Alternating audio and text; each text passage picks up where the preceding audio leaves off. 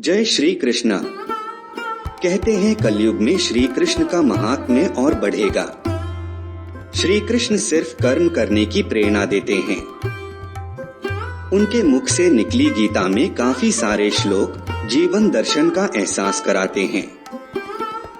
आज हम कुछ ऐसे ही गीता के श्लोक लेके आए हैं जो आज के मॉडर्न जीवन को जीने में हमें मदद करेंगे। कर्म पर ही तुम्हारा अधिकार है। ये श्री कृष्ण ने अध्याय 3 श्लोक 21 में कहा है कि यद्यदाचरति श्रेष्ठस्तत्तदेवेत्रो जन स यत् प्रमाणम कुरुते लोकस्तनुवर्तते। श्री कृष्णा बता रहे हैं कि कर्म पर ही तुम्हारा अधिकार है, कर्म के फलों में कभी नहीं। इसलिए कर्म को फल के लिए मत करो। कर्तव्य कर्म करने में ही तेरा अधिकार है, फलों में कभी नहीं। आथा तो कर्मफल का हेतु भी मत बन और तेरी अकर्मण्यता में भी आसक्ति न हो। स्वर्ग की प्राप्ति कैसे होगी? ये श्री कृष्णा ने अध्याय 2 श्लोक 37 में कहा है कि हतो वा प्राप्यसि स्वर्गम जित्वा वा भोक्ष्यसि महीम तस्मात् उत्तिष्ठ कौन्तेय युद्धाय कृत निश्चय। श्री कृष्णा बता रहे हैं कि पक्षांतर में कर्ण आदि शूरवीरों के साथ युद्ध करने पर या तो उनके द्वारा मारा जाकर तू स्वर्ग को प्राप्त करेगा अथवा कर्णादि शूरवीरों को जीतकर पृथ्वी का राज्य भोगेगा।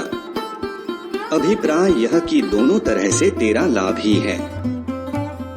जबकि यह बात है, इसलिए हे कौन्तेय, युद्ध के लिए निश्चय करके खड़ा हो जा, अर्थात मैं या तो शत्रुओं को जीतूंगा या मर ही जाऊंगा, ऐसा निश्चय करके खड़ा हो जा।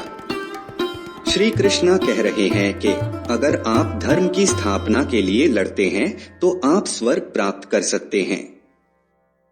मनुष्य की विषयों में आसक्ति कैसे पैदा हो जाती है? ये श्री कृष्णा ने अध्याय 2 श्लोक 62 में कहा है कि ध्यायतो विषयान् पुंसः संगस्तेषु उपजायते संगात संजायते कामः कामात् क्रोधोऽभिजायते। श्री कृष्णा बता रहे हैं कि विषयों का चिंतन करने वाले मनुष्य की उन विषयों में आसक्ति पैदा हो जाती है।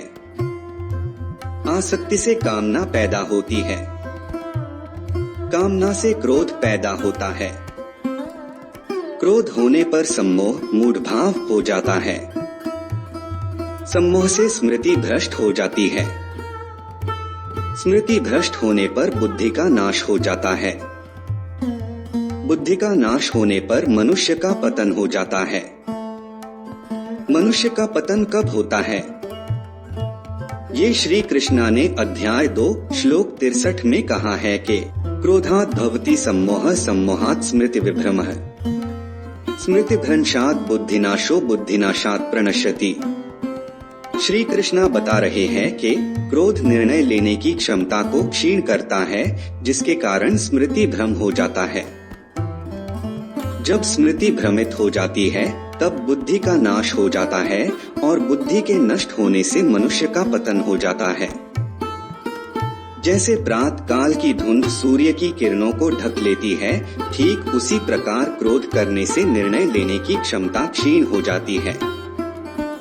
क्रोध में लोग भूल करते हैं और बाद में पश्चाताप करते हैं, क्योंकि उनकी बुद्धि भावनाओं की धुंध से ढक जाती है।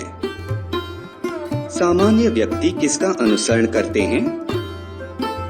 ये श्री कृष्णा ने अध्याय 2 श्लोक 21 में कहा है कि यद्यदाचरति श्रेष्ठस्तत्तदेवेत्रो जनः स यत् प्रमाणम कुरुते लोकस्तनुवर्तते।